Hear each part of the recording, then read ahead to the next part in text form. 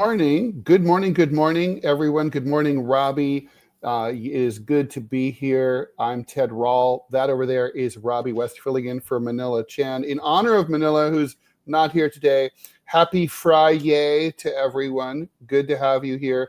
You are listening to the Ted Manila Information Show, TMI for short, where we always bring you way too much information.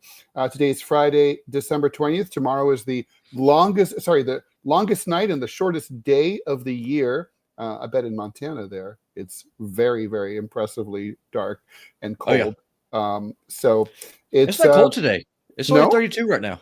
Oh, yeah, that's even for New York, that would not be bad. It's going to be down in the teens here over the weekend, which it's nice to finally have some real cold weather. And FYI for everybody, we're going to be talking about the government shutdown fiasco, which this time I think is different. It's not the same as usual. This is about a civil war within the GOP, and we're going to be joined by editorial cartoonist of the Chicago Tribune, Scott Stantis, to talk about that, and we're going to get into that.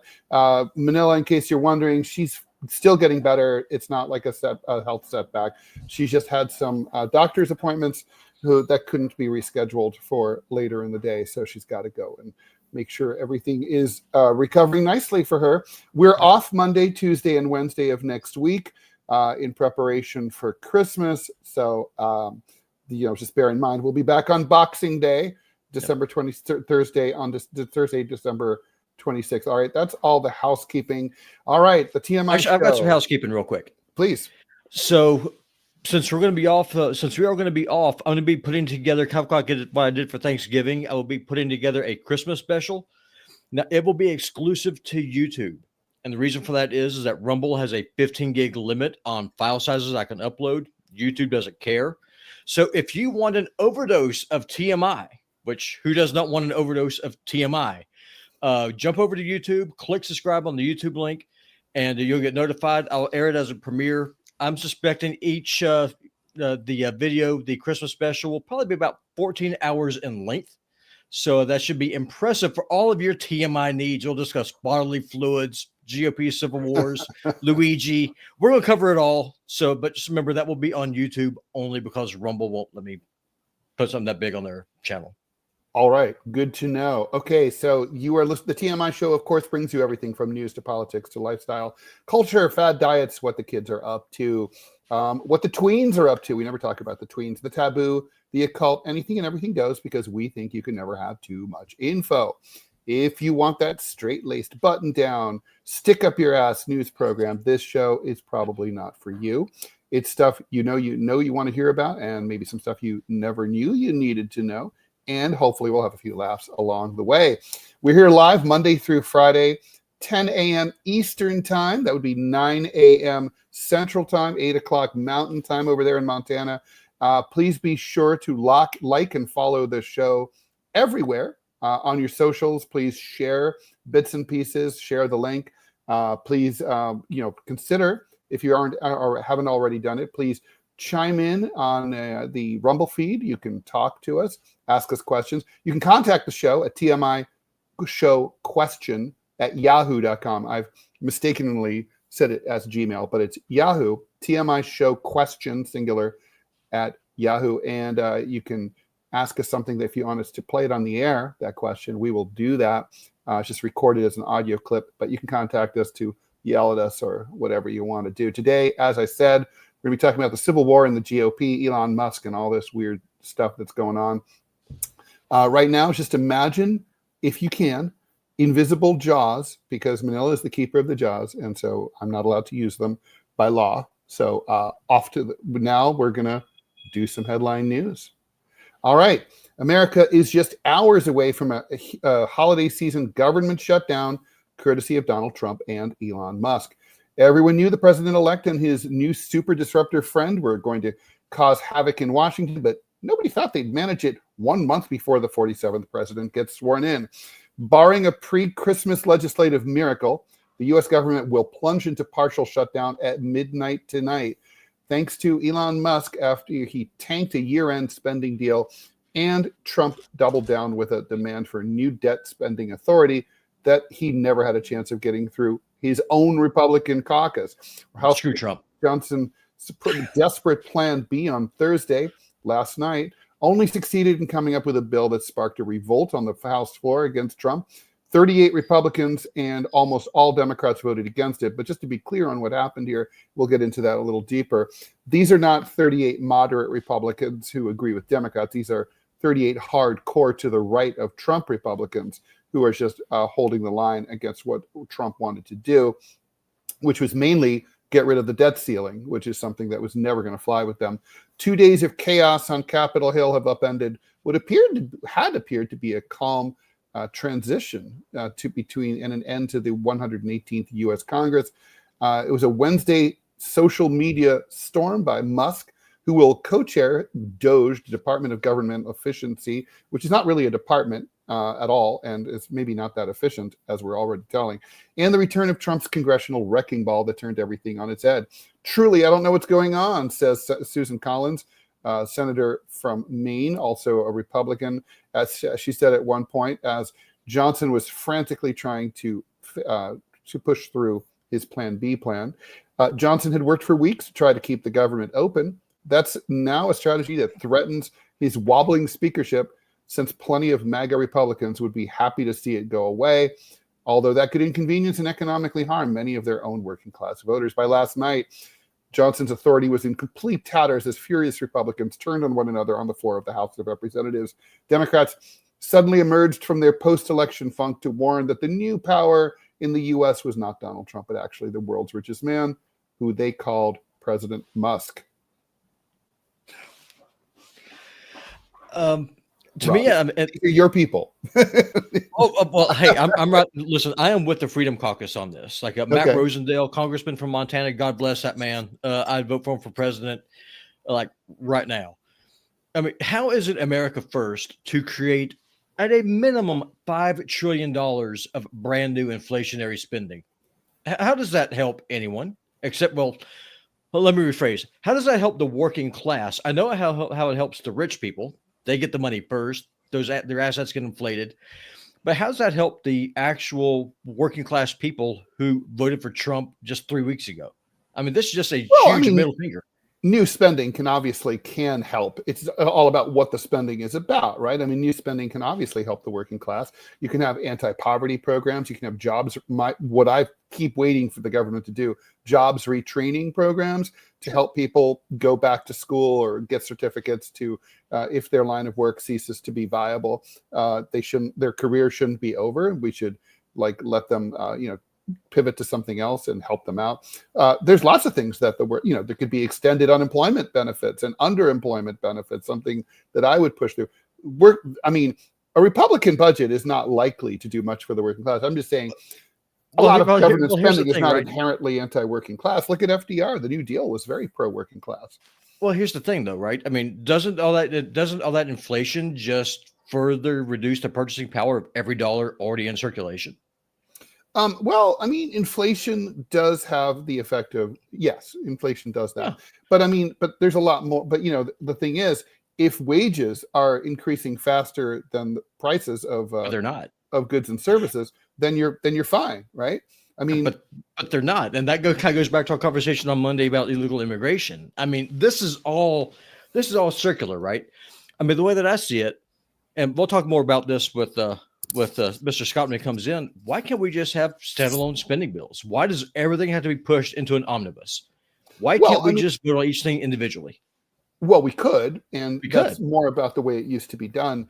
But that's basically a way of forcing through things that would not otherwise get through, right? So I think the idea was that you'll have fewer arguments if you just load up. Basically, the idea is everybody gets to put in their own spending priorities or their own pork, if you want to look at it that way. Sure. And then because everybody gets to do that, all the wrongs cancel each other out. You all you vote one time, you debate it one time, and you pass it one time, as opposed to having 1,000 different bills. And you're like, Representative West's bill, where he wants to do this particular thing that, me and my friends don't like. We're going to argue against you. and then Representative Rall's bill, you do the same thing to me, and nothing gets done. So I think this is I'm good with that, though.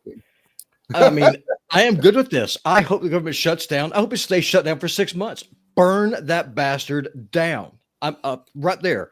We will. You realize that would cause a lot of inconvenience, though. I mean, for example, veterans would not be getting their VA benefits and et cetera, et cetera. That's a lot of pain. Working class people.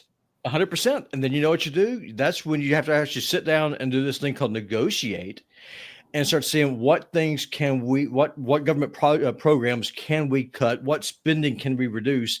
You just can't keep running up the credit card in perpetuity. Well, the problem is nobody can agree on what to reduce. I mean, like whenever turn it all off. Republicans always want to cut like the arts and education, but they always want to boost defense spending. Sure. So I mean, it's kind of like and they don't even want to look at defense spending. I mean, actually, Democrats aren't very good on this either. Oh, right there with you. I mean, listen, you know what my standard is. Get rid of NATO, close off our foreign military bases, bring our military down to 200,000 man standing army, put on the Mexican border. Bam, you're done. Don't forget the Canadian border. But I'm pretty much with you on that. You'll like my new book, What's Left, which is basically calling to redirect 97. So this is the short version.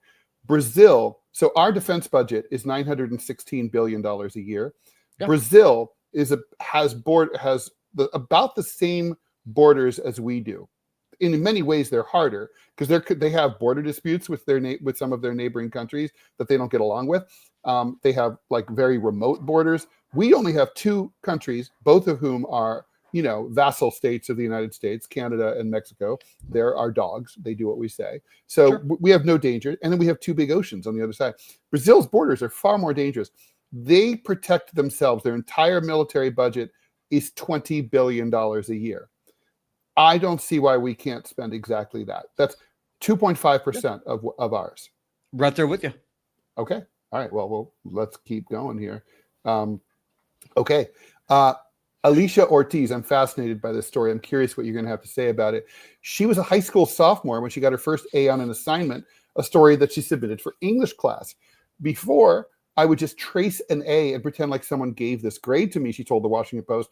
Ortiz, 19 years old, did not write or type her story. She spoke it to her computer and used speech-to-text software to transcribe it, like she did with all of her homework at Hartford Public High School in Connecticut. Despite this, Ortiz alleges in a lawsuit that she was never provided any therapy or special education support in elementary and middle school. She exhibited behavioral issues. She was frequently kept in the principal's office instead of going to class. She was ignored by administrators when she asked for more support. And guess what? She graduated with honors last spring, and she's illiterate. I begged people to support me, she said. They told me no. I wanted to know what was going on with my brain. They told me it was too late. Ortiz now studies at UConn, the University of Connecticut, but she's still digging out of the hole she was buried in by over a decade of negligence from one of the state's largest school districts. According to her lawsuit, she's suing the school district for graduating her with honors, even though she's illiterate. Ortiz's experience, previously reported by the Connecticut Mirror, shocked state lawmakers and prompted scrutiny of what some teachers call an overstretched school system in financial crisis. Full disclosure, I actually know someone who teaches in that school district, and she totally verifies that that's how this goes here. And I don't think it's unique to Hartford. Anyway, the lawsuit's not seeking big bucks. It's seeking $15,000 in damages, and it names the city of Hartford, the Hartford Board of Ed, and the Hartford Public Schools teacher Tilda Santiago as defendants. Santiago didn't have any comment about this. The Hartford Education Board chair, Jennifer Hockenhull, said, and the city's top attorney, Hartford Corporation Counsel Jonathan Harding, also refused to comment. Superintendent Leslie Torres Rodriguez didn't respond to any requests for comment, but said at an October Education Board meeting that she was deeply concerned by Ortiz's allegations and was looking into the whole thing. Ortiz was 5 years old when she moved to Connecticut from Puerto Rico, seeking better services for students with disabilities. In Puerto Rico, she was diagnosed with ADHD, oppositional defiance disorder, and a speech impediment. A teacher in Hartford said that she struggled with letter, sound, and number recognition. Despite all this, she says that she was never provided any therapy or special ed. She had behavioral issues, and she was just spent all that time at the principal's office.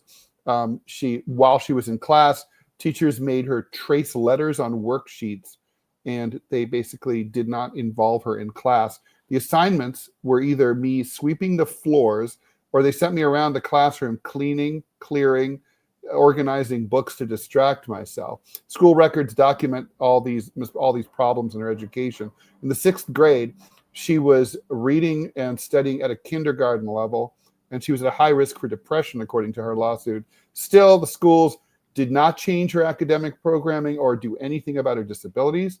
In junior year of high school, she was bullied and harassed by Tilda Santiago, she says, the special ed case manager assigned to her. Ortiz says she was not held back at any point throughout middle school, despite not being given any grades for her assignments. Basically, they just shuffled her along. Intent to graduate and attend college, she could only try to make up the difference herself at home. She tried to teach herself to read by doing karaoke and memorizing the letters that appeared with each song. She struggled through high school by recording each class to listen back to teachers and transcribing her assignments with dictation software. I find this absolutely heartbreaking. I mean, this is like, this is an American citizen. This is a person who is entitled under federal law to a public education, and they just didn't give a shit. And she was trying to better herself, and she still is. And she's obviously just trying to make a point here. $15,000 is a token sum in a lawsuit, but she's trying to get attention for a widespread problem that is afflicting, I would probably guess, many hundreds of thousands, if not millions, of American public school students. I mean, what do we do here? I don't know, because the first question I have is where were her parents? Well, because that's one of the things. For example, my daughter, she struggles some with math. She just, if you write down numbers on a piece of paper, it doesn't really sink in, like what the number 2 means. It doesn't really click. Mm-hmm. So the way that we kind of got over that with her was by playing Monopoly with her. And so that way she's actually able to put a physical item and correlate that in her mind with what that number means on a piece of paper. So that's question number 1. Where are the parents? Parents do have to help. I mean, it's funny. I mean, I ended up being very, very good at math and I went to, an Ivy League engineering school, with those skills. But, when they were teaching fractions in elementary school, I didn't really get it. And I remember it was really great. My mom baked a pie and cut it into pieces to explain fractions to me. And not to mention it was a good pie. So it was the way we taught my daughter fractions is that we went to a local ranch outside of town, and she worked with the farmer for like a week, because you're dealing with bushels and things. You're dealing with fractions, with fractions. Yeah. And so it was a hands-on thing where she was able in her mind to understand, okay, so this is what a quarter is. I understand now. And I just think it just goes to show that the state is a terrible parent. You gotta have parents. Look, I mean, it's true, and I don't know what the story is. I don't know. I would just be speculating about these parents. I mean, whether they didn't have great language skills, or whether they were both working, or maybe they're just crappy parents. I just don't know. But certainly, I'm going to say it's nice that, like, my mom, you guys do that with your kid, and my mom was great. She practiced I remember her helping me memorize my multiplication tables and all that. But I mean, it's still the job of the school. And what she's describing is, a system that has completely stopped trying. Yeah. I could not agree with you more. That's one of the things I'm so thankful about living in a small town. People crap all over small towns all the time, but they do have some benefits, especially if you have a place that has a real functioning economy. Everyone kind of knows each other, and it gives you a chance just to be able to expand that horizon and actually put a real world application into something that can be really abstract for a lot of people. Let's move on. Speaking of education, 17 elite private colleges and universities allegedly discriminated in favor of super rich students for years. Shocking. According to recent filings from a lawsuit, this one's asking for a little more, $685 million. This motion is the latest development in a legal battle that first started 2 years ago. Former students allege that the 17 colleges, and these are very prestigious, including Penn, MIT, and Notre Dame, violated antitrust law by favoring wealthy students despite claiming to have need-blind admissions. Need-blind admissions means they look at your grades and your recommendations and your extracurriculars, but they don't consider when they're deciding whether or not to let you in how much financial aid you might have to get. At Penn, for example, some high school students were flagged as bona fide special interests and would get in almost 100% of the time. Sarah Herbison, Penn's former associate dean of admissions, testified in her deposition. She added that the admissions team could rarely reject these students, even if the student was incredibly weak, even if the student had a major issue in the application. Penn disputes these allegations in a statement to the New York Times.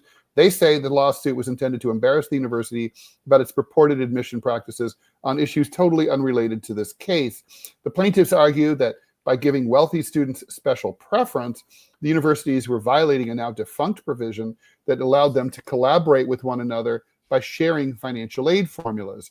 The student's lawyer, Robert Gilbert of Gilbert Litigators and Counselors, alleges that the plaintiffs have very substantial evidence supporting our claim that the defendants colluded with one another for 20 years on financial aid, and that the illegal collusion resulted in the defendants providing far less aid to students than would have been provided in a free market. Of the 17 universities named in the lawsuit, 12 have already settled with the students, according to the Wall Street Journal. The 5 remaining are Cornell, Georgetown, MIT, Notre Dame, and Penn. Full disclosure, I used to work at the Columbia Office of Financial Aid. And certainly we weren't, this was a long time ago, it was before 20 years ago, and we didn't collude with any other universities at all. That's when you met Rotunda, wasn't it? With them. That's when I met Rotunda. That's right. But we didn't collude, but there were some pretty foul practices that turned me against affirmative action. There was a very wealthy, let's just say, the daughter of a very wealthy Black female TV personality who applied, and we gave her a full free tuition ride, I guess because they thought that she needed, that they wanted that name, they wanted that famous name, right, among their students, and they were hoping, obviously, that the mom, who was very wealthy, might be grateful enough to make a donation as a wealthy alum later on that would more than pay for this. And literally at the very same time that we were doing this, and I was like really choking on my own vomit, like when they did this, we literally rejected an actual coal miner's daughter in West Virginia, who had straight A's, impeccable extracurriculars, was a star athlete. We had to turn her down because we were giving the money to this rich kid. These colleges definitely do that, and need blind admissions. It's kind of a fraud. Yeah, I grew up just dirt floor poor, as they say back in the South, and there are a couple of times where I applied to different things, and for vocational school, I never went to college, but I applied for some vocational schools for computer programming, that kind of thing. And true story. I went in this place called Georgetown and applied, went in, aced the test. The dean called me back, he had tears in his eyes, and he says, like, Robby, you passed. I would love to bring you in, but I can't because you're a white male. But he was honest enough to at least to tell me. He's like, I would do everything I could. And then he was nice enough. He put me up with a couple of teachers who that I worked with on their own time. So that was a blessing. But in this world, though, if you don't have that piece of paper with some letters to say that, yes, you know what you know, doesn't really matter a whole lot because you can't get inside the door. Yeah, no, the entire system sucks. It sucks. There's just no question about it. All right, so let's keep moving on here. Okay, what do we got here? I hate my small little computer here. At the time, the yacht's capture, this is a great story, was touted as a major prize in President Biden's economic war against Putin's invasion of Ukraine. The U.S. said that this big yacht was owned by Russian gold magnate Solomon Karimov, who is sanctioned since 2018 as part of a broader U.S. sanctions campaign against people who are friends of Vladimir Putin, and pushed for its quick sale. The proceeds were supposed to be transferred to Ukraine for its defense, but the yacht named the Amadea has so far produced no funds for Ukraine, and its capture came with a surprising drawback: tens of millions of dollars in maintenance costs. And who's paying for it? Guess. Who do you think is paying for it? Dun, dun, dun, dun, I want to assume the dun, taxpayer is. Bing. Just so. Until now, those costs have largely been hidden from public view. But new records obtained by the Washington Post, coupled with federal court filings, show that the U.S. has spent $30 million to maintain the Amadea since it was seized, a figure that the DOJ has confirmed. The counterintuitive outcome underscores the shortcomings of sanctions. The effort has yielded just $6 million in aid to Ukraine so far, a tiny share of what the U.S. has sent its ally, a sum that now exceeds $170 billion. Again, $6 million out of $170 billion. U.S. officials have seized roughly $650 million in Kremlin oligarch assets, according to the DOJ, but a majority of that stems from the Amadea and the Tango, another Russian-owned super yacht that U.S. taxpayers are currently paying to maintain. The government hasn't been able to sell that one either, and this story just gets better. As the war began, no item appeared to better epitomize the extravagance of Putin's allies than those super yachts. Floating resort hotels that include, in the case of the Amadea, a grand piano, mosaic pool, silk carpets, wine cellar, and an outdoor cinema. Shortly after the invasion, Biden said that the U.S. would lead an international effort to take Russian assets, liquidate them, and use the proceeds to give to the Ukrainians. The U.S. government is putting more sanctions on foreign governments, companies, and people than ever before, but these powerful tools of economic warfare apparently have some unintended consequences, hurting civilian populations, and it turns out costing a lot of money. Under federal law, U.S. authorities can't take ownership of the Amadea or any other big-ticket item seized by sanctioned Russian oligarchs unless a court says that the assets were actually used as part of a federal crime. Adjudicating that question can take years and is hard to prove. Until litigation is resolved, taxpayers are legally required to pay for the ship's upkeep. Federal law specifies that the government can't liquidate the assets, any assets worth more than $500,000, until a judge gives it permission to do so. If federal prosecutors lose in court, taxpayers will have shouldered the cost of the Amadea's maintenance without any compensation, and in the end, the government will probably just be forced to give it back. So, hilarious. Yeah, that's just funny. Now, I would like to get at least some kind of return on the investment since we're in the hole for this. I'm going to assume that you and me will not be given a ticket to be able to go sell on this shot. So if we can't do that, can we at least sail with me? Yeah, I mean, can we at least then use it kind of like as a floating homeless shelter for homeless American veterans? I like that idea. Yeah, or can we do something with just it? random people? Yeah, or I mean, we're paying for it. There could be a national lottery, right? We all apply through a website, AmadeaLottery.com, and like if you get it, like hey, I want to take the Amadea out for the day. You know, just I don't even know where it's being kept. I'm imagining probably like in Miami or someplace like that, but who knows? Who knows?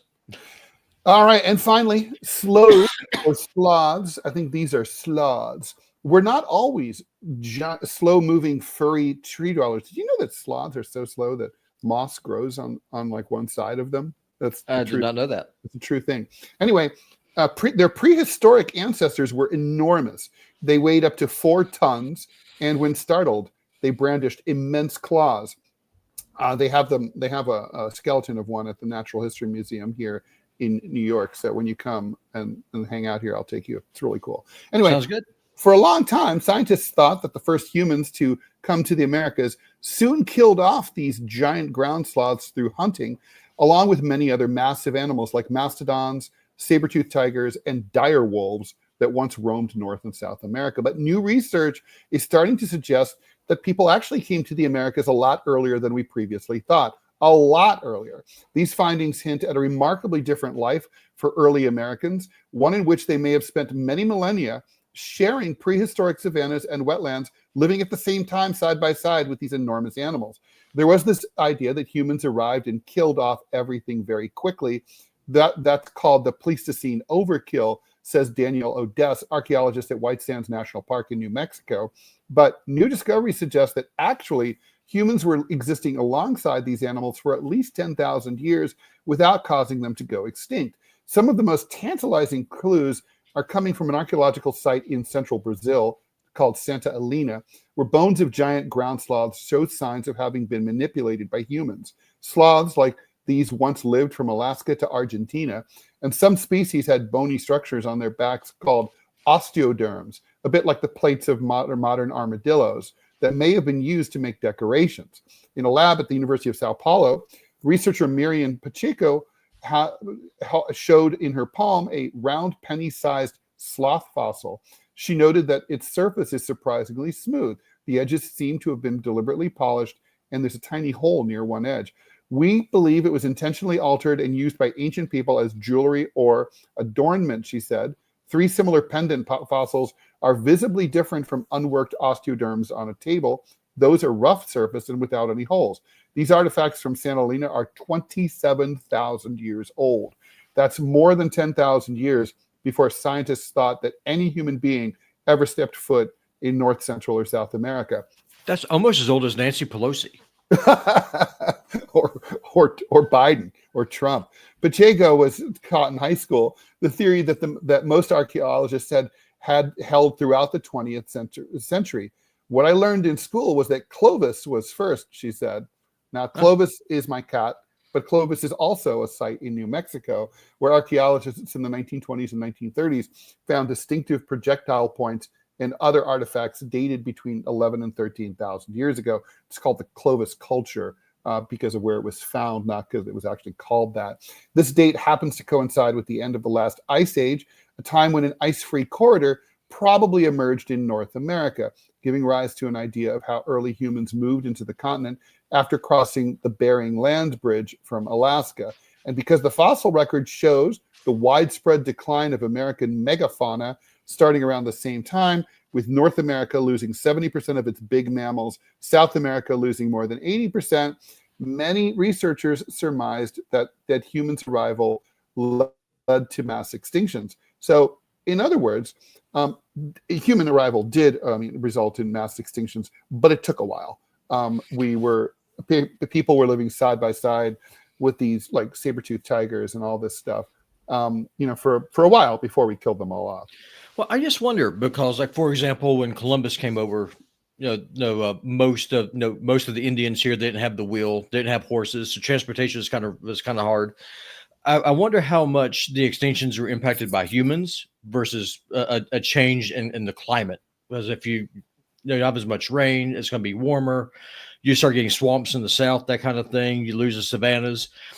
I'm not sure how much. But also human beings affected the climate too. I mean, it's now understood that like early Native Americans, 20 and 15 and 10,000 years ago, they clear-cutted forests, they burned things, so they impacted the climate as well. Oh, sure. Don't get me wrong. I'm not saying that humans didn't contribute. I just wonder, like on the grand scale of things, how much was it a changing planet versus a dude with a spear and a travois being pulled by dogs? Right. Well, no. I mean, that's the thing is we just don't know. That is a long time ago, right? I mean, 27,000 years. It's almost incomprehensible. All right, so let's bring in our guest. Joining us for the rest of the show is my friend Scott Stantis. He's the cartoonist for the Chicago Tribune, creator of the comic strip Prickly City, and a contributor to Center Clip. He's the winner of the Sigma Delta Chi Journalism Award and the co-host of the DMZ America podcast with yours truly, Ted Rall. Yesterday and this morning, depending on which feed you're looking at. The latest DMZ America podcast just went up, and I'll bring in our topic, Scott. Trump 2.0 is still a month away, and he's causing chaos in Washington already. After negotiating a budget deal with the Democrats, DOGE master Elon Musk, either acting alone or with Donald Trump's backing, spazz-tweeted the deal away.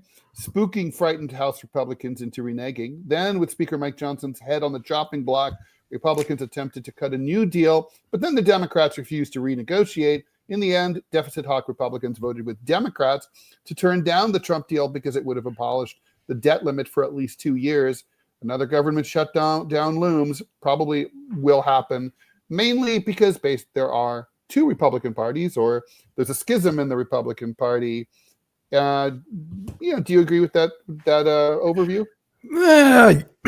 Yes and no. I mean, this is Donald Trump coming in. I mean, he's a deal maker. This is a guy coming in showing that he's the big swinging, Johnson in the room, and that he's in large and in charge. He killed this deal. But if you look at the details of the deal, it sucked. I mean, really. I mean, other than just kicking the debt can down the road, as it was wont to do, it also, I mean, among other things, the sides that are bemoaning the end of this deal are saying it was a deal, it was a bipartisan compromise, and all this.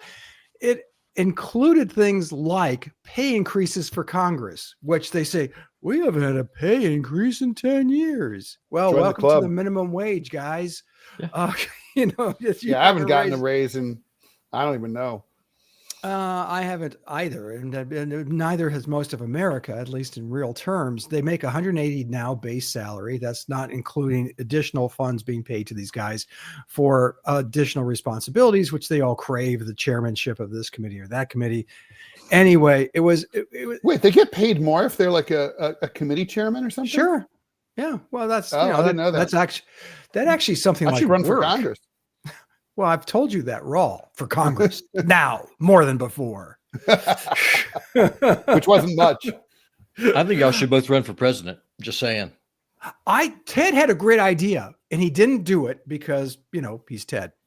But he was talking about running for president 4 years ago. And I thought just going up to New Hampshire, find enough followers to help pay for the fees, and go up there and see what happens and run as the bat crap crazy socialist that he is, right, and see how that would play. Now because Ted has a theory.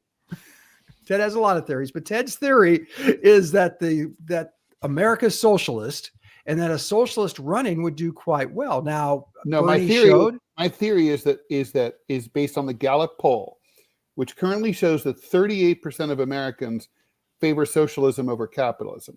Now, my theory further would say that most of those people are probably Democrats, not Republicans. Oh, I would. You're. And if you go look further, it does seem 54% of Democratic voters are self-described socialists. So my theory is, you give the people what they want, as the Kinks used to sing, and you might just get something. The only thing I don't like is that New Hampshire is a conservative state, so that's a problem. It is, but you have Democrats voting in that state and voting in. Sure. I'm not sure what they're open, but I thought that would have been a wonderful experiment. It would have been a lot of fun to do. I was all in. I came up with a graphic that was snappy. That's true. And, there's always next time. If you come here to Montana, like the very first woman ever elected to Congress was from Montana, and she was a socialist. So Montana has a very strong libertarian, screw the DC bends. So come out here. It's a little bit colder. Robby, did you see the article in today's New York Times about how America's fairly libertarian, but that's not such a good thing? Yeah, I'm not kidding. It's like, I did not see that. I'm not. We can curse on this, right? We can. Fuck yeah! Because I'm reading this article. I'm literally going, "Fuck you, New York Times." I'm literally saying this. Well, what about? We could also say, "Fuck you, Wall Street Journal." We should talk about that too. About. Oh my god! I called Ted in this kind of state. Ted, take it, because I'm just going to look ridiculous. Well, so basically, the article said, was like breathlessly saying, by the way. It turns out from White House insiders that Joe Biden really has never been all there, and we've been faking it all along.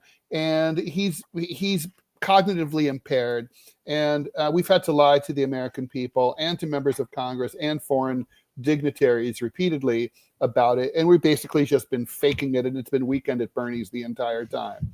And take it away, Scott.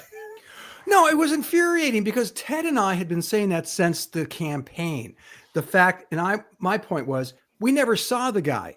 We never saw Joe Biden on the campaign trail. He wasn't, you can say what you will about Donald Trump, but he has energy and had 2-3 rallies a day.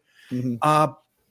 Biden in 2020 had the cover of COVID, so he couldn't go out. So he did his basement campaign, and for the mainstream press now to come out and report the stuff that Ted and I had been saying since 2019, that Joe Biden wasn't there. We know what we know. We saw what we saw, and we heard what we heard. And Robby, I cannot begin to tell you the raft of crap that Ted and I had to take from our Democratic friends. How dare you? He's the best president we've ever had. And I'm not making this up. Ted, back me up. People were telling us that. I'm getting it right now from the MAGA types. Back in 2016, I was one of the biggest Trump supporters. All right. I donated to his campaign. I was on the phones. I was actively campaigning for the guy because I wanted somebody who said, DC sucks. I want to burn it down. And then Trump gets in, and then he immediately does what he's doing right now. Instead of draining the swamp, he deepens it, goes after civil liberties. You take the guns first, do due process second. Huge supporter of red flag laws. The bastard bankrupts casinos now, and I see why, because he has no idea how to balance a freaking checkbook. And now, if you point that out, people just start saying, "Oh, Robby, that means you want a Democrat in." It's like, we have one. Look at the damn spending bill. He's pushing the freaking omnibus that is going to create at a minimum $5 trillion of new inflation that my kids are going to pay for. My grandkids, who I don't even have yet, they're screwed. And you have all these damn boomers wanting to mortgage the future right now for their freaking empire, just for the sake of because it's President Trump. Screw that. Screw you. That's my take. Well, let's talk about what's going on in Washington. I mean, I think, we've seen these shutdown dramas so many times that frankly, I think it's the most boring story in the world. I kind of hate covering it, but I think this time we can't avoid it because this time's serious. And I mean, the transition was proceeding relatively smoothly until the last couple of days. And, basically I'm not a Republican. From the outside, this looks like an old-fashioned party schism between the sort of America First, Pat Buchanan, MAGA, Trump wing, and the old-fashioned, hardcore right-wing deficit hawks, but with a twist, right? Which is that a lot of the MAGA people are, basically have carved off a sort of a 2.5, like a 2.5 kind of faction where they're part of the Pat Buchanan America First thing, but they are deficit hawks also first and foremost. Those 35 to 38 House members who split off to vote for the Democrats. So basically it's a big tent that seemed not fractious. Now it's fractious. Are Republicans? I'm not sure about this because it's like normally I'm pretty sure about my analyses, but I'm not sure about this. I mean, is this? Am I right here? I think it's populist. I think it's populist versus establishment. I mean, really, I don't think that. I mean, that's how I see it. An establishment, in my mind, is not a dirty word, and I recognize that to a lot of people it is because establishment gets things done. That's how. That's how the trains run. That's how that's how the heat, starts up every morning. But by turns, they've done nothing to show that they are fiscal conservatives. I mean, this is where Robby and I are absolutely on the same page. Neither side has shown any proclivity towards wanting fiscal responsibility and looking at the budget and recognizing that schmucks like the three of us here and the people watching right now are paying this bill. And going down, I mean, we're talking about a $30 trillion deficit now. I mean, that's mind-boggling. It's beyond mind-boggling. It's beyond human comprehension. Maybe that's why they can keep doing it, because it's so huge, so massive, so beyond what we could tangibly think that, tangentially think rather, that so this is a fight in the Republican Party-ish. It's between, like you said, it's between the establishment or just the people who want the government to run. But they want things, they want to go along, get along, to just get things moving the way they are. So Nancy Pelosi can make her, and the others can make their stock trades and build their portfolios, make $1 gazillion, and give the rest of us the finger. That's what we're looking at here. Is this a fatal break in the Republican Party, or the death throes of what has been painted as rhinos? I don't see that. I mean, I think there are people in Congress who take the job seriously and want to do the job seriously. And then there are flamethrowers, bomb throwers, and that's where the battle is right now. And Donald Trump, like I said, he stepped in because he wanted to say, I matter. Now, the other question, we touched on this, Ted, is where's Joe Biden? Wasn't he president of the United States? Not according to the Wall Street Journal. Well, and this comes into that story. He should be stepping up and saying, wait a minute, this guy, I have never seen a president-elect act like this before. The closest historical context would be FDR coming in 1933, following Herbert Hoover. We're deep into the Great Depression. Unemployment is 25% or more. The economy's in a spiral, housing costs, everything is just down the crapper. He comes in with his platform. He came in and wrote it and publicized it and promoted it the first 100 days agenda. Ted can probably help me with more of the specifics, but things like Social Security came later, but relief for farmers, relief for workers, increasing unemployment, Civilian Conservation Corps. Yeah, just dumping a lot of money into the economy, which, but that's the last time I can think of. And we're not in an emergency at the moment, although the stock market would differ. 10 straight days of losses, which hasn't happened since the early 1970s. And that's good for me, though, because I'm buying dividend stocks. So please keep going down. Are you really? Smart man. Wow. You Montana boys. They don't get eaten by bears. No, we talk slow, but think fast. That helps. That's brilliant. Anyway, I'm kind of babbling on a little bit, other than to say, we're entering historic waters that we've never entered before. We're having a president-elect dictate policy, which has never happened in my lifetime. And that's what we're looking at here, Ted. More than anything else, we're looking at Trump cleaning house, getting rid of the remnants of any kind of opposition, and certainly within his party.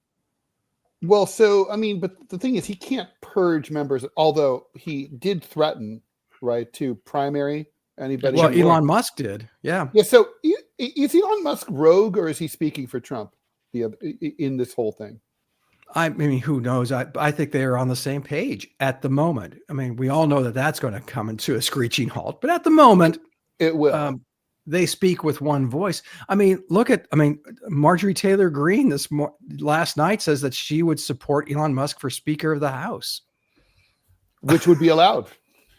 Of course it is. You and I could be Speaker. Robby would be a good Speaker. Actually, he'd be, or Clovis. Well, I have a question, because Speaker of the House is third in line to the president. So can a non-foreign-born person be Speaker? They talk about that because they're talking about having DOGE be elevated to a cabinet position, which would mean that the cabinet officers are in line for the presidency. It would leapfrog Elon Musk. You have to be a native-born American. So let's assume something terrible happens to President Trump and Vice President Vance, leaving Speaker Musk. How weird is this? Oh my God. You skip over to the Secretary of State, right? At that point? No. Then it goes to the President Pro Tem of the Senate. Okay. Then it goes to the cabinet. And then the Secretary of State is first, right? Yes. Followed by Treasury, I believe. It's in the order of it's in the order of the creation of the cabinet department. Oh, is that it? Okay. That's how it is. Yeah. So whatever the most, I guess that would be what was the most recent one? Probably Homeland Security, right? Yeah, is the last one. Yeah, that was so poor. Yeah, I think that but really what I'm hoping for is that we're seeing right now with the Republican Party, and even to a smaller degree with the Democrats, is the birth of an actual new third party. Because what Mr. Scott was saying is that establishment's not necessarily a bad thing. They make things work. Well, normally that's a good thing. But if the things that are actually working are the things that are screwing over the vast majority of the people, then the default position is I don't want anything to work. That's where I am. When people are able to, like me and Adrian just talking on the Rumble chat, if I'm able to go out and buy bacon and I can afford my rent and I only work 2 jobs instead of 3, yeah, go ahead and get your million. Go ahead, get your stock options. Go ahead and indulge yourself in your corruption. It's fine, whatever. It sucks, but it is what it is. But whenever you can't buy eggs or bacon and you're being priced out of your rental because rent prices keep going up, at that point, you don't want the system to work anymore. You want it to stop. And so I think that's probably where we are now. That's brilliant. No, that's absolutely. I mean, that's Ted and I talk about when will revolution happen, and you're absolutely talking about that's when it comes up. That's when people feel hopeless. Yeah, and you're right about rent. You're right about housing costs. I'm living it right now. What's that? I'm living it right now. I work 3 jobs. My full-time job, every dime of it just goes to pay the rent. That's before anything else.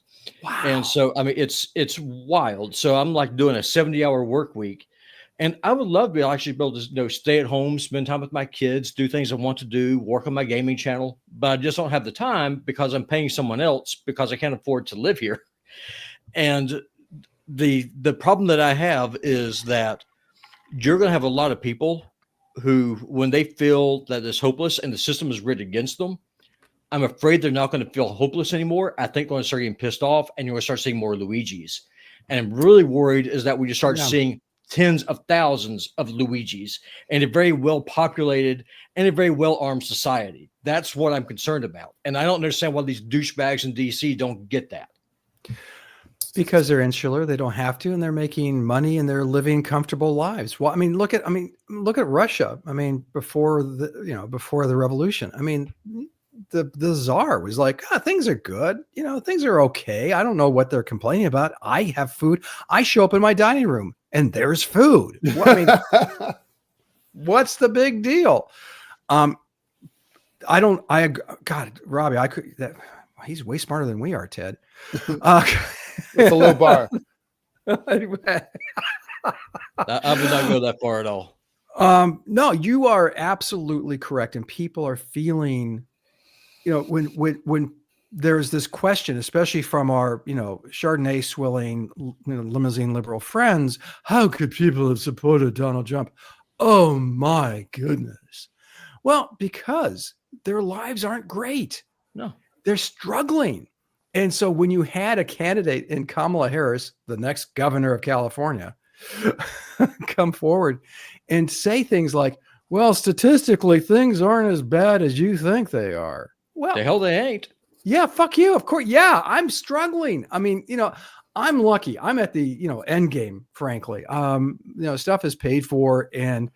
But I'm looking at my kids and I'm looking at my friends' grandkids who are now dealing with rent when housing is now 60% of income. And you drop $100 at the grocery store and you walk out with one bag. Yeah. I always mention, I went out to dinner with some friends last night. Janine and I, no alcohol. I did have Coke Zero, and we had two. That's rolls. where cancer lives, is in. I know. Well, you got to die from something. It might as well be delicious. Coke Zero tastes weird. I choose bacon. That's my cancer. Yeah. Oh, yeah. There you go. You choose something. You choose Clovis. Clovis is his choice is rodents. That's right. And rodents are a time-honored classic. But what I'm saying is we're faced with now, and I think, are we on the precipice of revolution? If you look at how Marx, Lenin, all of them delineated when that happens, and Ted reminds me of this a lot, it's not when things are at their absolute worst. It's when they're starting to get better. Yes. And also when you have a very weak and usually a liberal reformist as the ruler. Louis had that for 4 years. Was a liberal weak reformer. The French Revolution would never have occurred under Louis XIV. He would have sent the troops out to kill all the revolutionaries. It's like Tsar Nicholas II, who you referred to, who was dumb as a bag of hammers. he was also not really a reformer, but he was weak, and he just sort of, well, and he had a weak personality. Did you ever see the picture of all the kings of Europe got together and they all look exactly the same? Oh yeah, they're all inbred. It's bizarre. It's like, that explains the part of the royalty. Go on. I'm sorry, Ted. Yeah, no, I mean, so anyway, I mean, I guess, and I think also, there's kind of like different metrics for assessing like how people are feeling about a society. I mean, there's the whole question of, are you worse off than you were? There's kind of like the objective standard. Are we all like poor as shit? Like we're living in Mali and there's no natural resources and objectively everything sucks hard?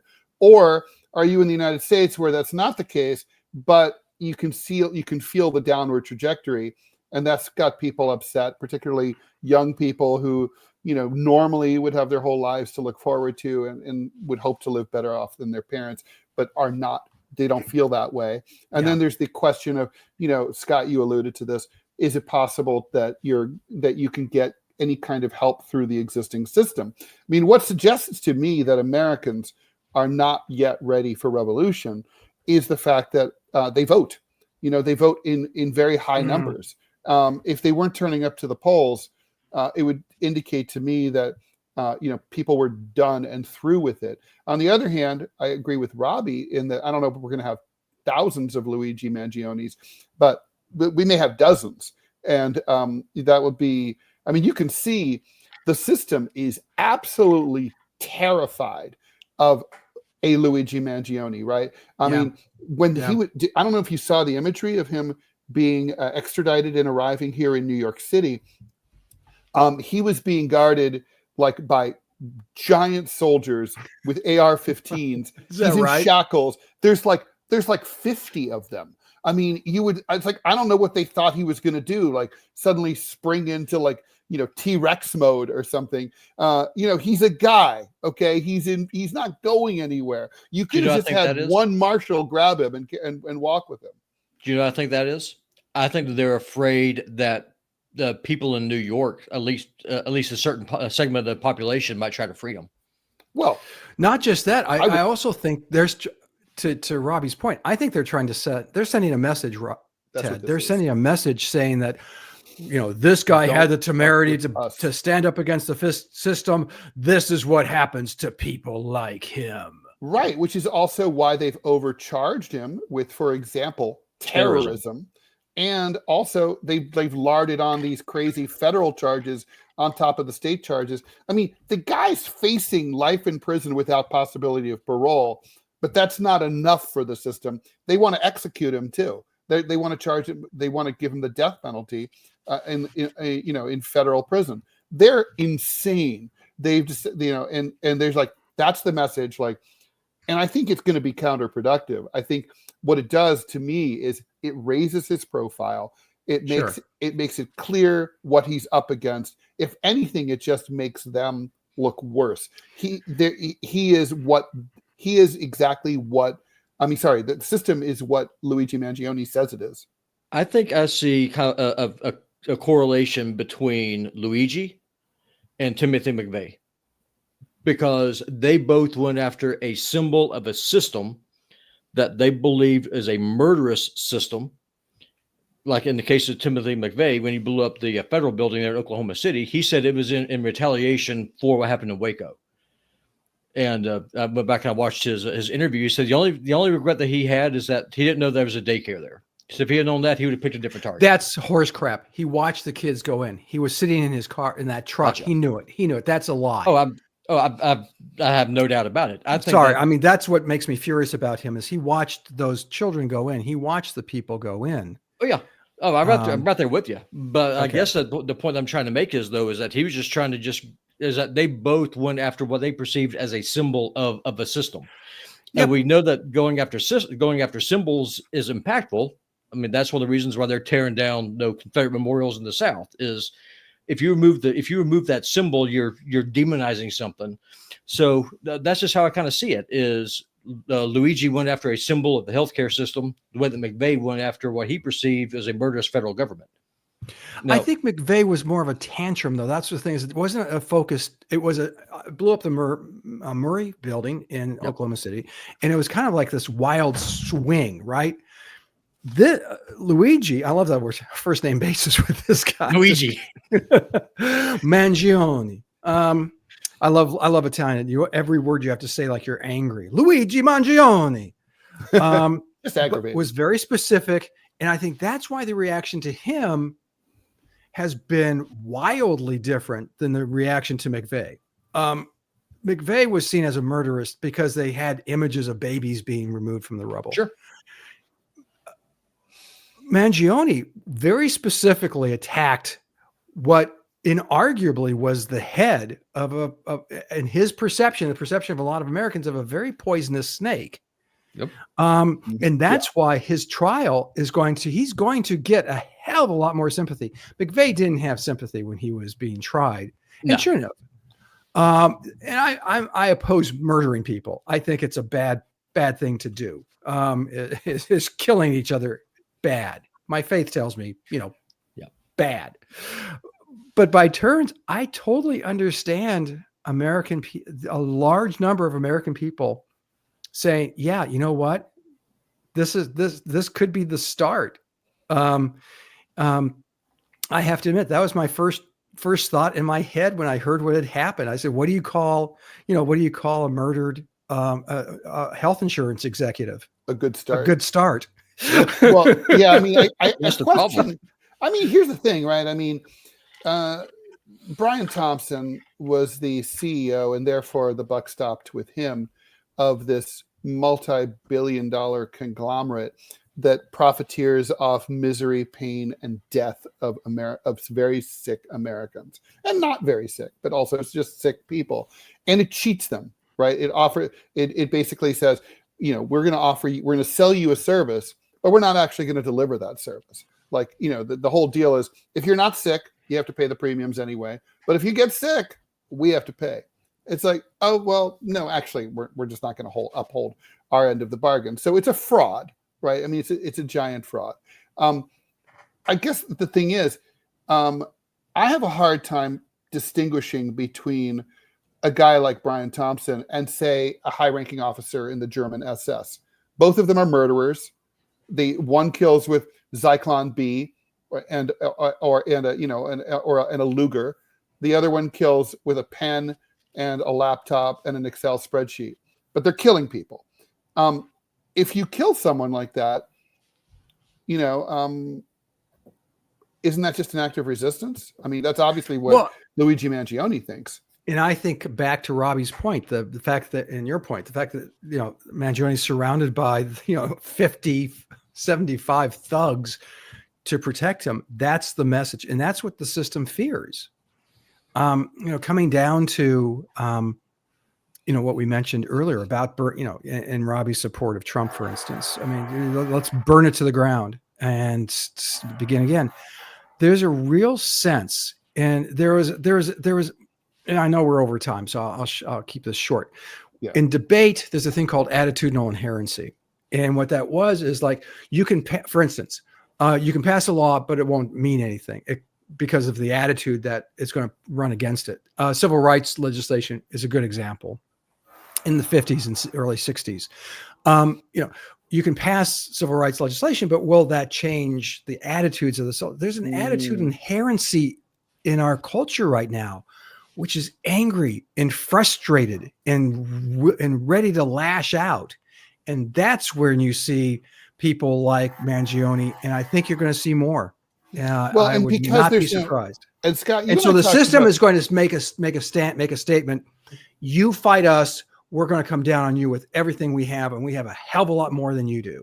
I have a quick question for both of y'all, because y'all are real super smart. Y'all been plugged in this longer than me. With Congress as divided as it is right now, why it's showing that the power that just a small number of Congress people can have. Why can't do y'all see the Freedom Caucus and maybe a few of the more traditional liberal Democrats getting together say, we will shut everything down until we force a vote on Medicare for all? Because they have the power. The Congress is divided as it is right now. They could force any issue that they want. or shut it off. You can kill the train right now. Scott? Will it happen? No, it won't happen because the insurance companies are a multi-billion-dollar business, and guess what multi-billion-dollar businesses do? They go and they buy and they collect the whole set of Congress people they need to make sure what you suggest does not happen. Not to mention the Freedom Caucus is not pro Medicare for all. Yeah. No. Well, it doesn't matter. I mean, it's just throwing a roadblock. But that, by just kind of circling back to my original point, if we can't have a government that actually works for the people, turn it off, burn it down, blow it up. Well, that's my cartoon today for Smirkonish, Michael Smirkonish, who's on CNN, and it's just like, the legislator is saying, "Oh my God, we might have a shutdown." He said, and someone says, "Well, it could be worse." He goes, "What could be worse?" He says, "It could start up again." Yeah, that's right. Yeah, whenever I did, we've all done a lot of cartoons about shutdowns over the years, and the one that I would love to just keep rerunning is basically like, people in the Middle East looking up in the sky, and the drones are falling out of the sky because they're running out of fuel due to the U.S. government shutdown, or like at Guantanamo, like, torturers going home, like, the torture has been furloughed. Sorry, no waterboarding today. Darn. We shut down the water because we didn't pay the bill.